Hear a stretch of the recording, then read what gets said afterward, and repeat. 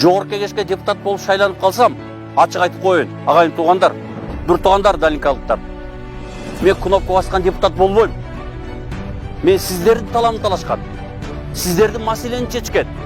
Силерде болуп аткан маселенин баарын президентке, премьер-министрге, өкмөткө, жогорку кеңешке так даана ачык жеткизип, ошого чечкенге аракет кылам деп мен сиздерди ишендирип кетем. Эми өзүңөр уктуңар. Баягы орусчасынан обещание деп коет, кыргызчасынан макулдуктун баарын берди. Анан эми баарыбыздын төбөсүндө Кудай турат. Ошонун баарын аткара албаса, Кудай алдында өзү жооп берет. Өзү күнөөкөр болот. Анан колубуздан келишинче бир көтөргөнбүз убагында жакшылап. Дагы бир көтөрүп берели. Жаш болсом дагы 51 жаштамын. Башыма жакшы күндөрдө өттү, абдан оор күндөрдө өттү. Бирок Кудайга разымын, элге разымын. Артында эл бар экен. Бир туугандар бар экен. Мына сынган жокмун. Жүрөгүңөр менен өзүңөр ойлонуп, Аднан мандатын өзүнчө, партия өзүнчө жакшы шайлап берип өткөрүп ийсек, куанда өзүнүн мүддөсүнө жетсе, буюрса биздин, мен ойлойм, биздин каройлуктар ачык эле айтып коюшум керек. Мына агасы турат. Керектүү мүдөлөрдү агасы аркылуу чалдырып алып эле сүйлөшөбүз го депчи. Мына азыр бараткан депутаттардын 60-70% ачык айтып коеюн.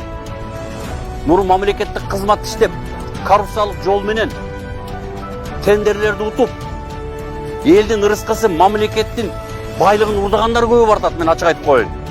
Алар өзүнүн байлыгын, өзүлөрү завод фабрикаларын жана мыйзамсыз тапкан, өзүлөрү жана приватизация кылган пансионаттарын мыйзамсыз тапкан, тартып алган, алып алган садиктерин коргогон ортодо агайын туугандар.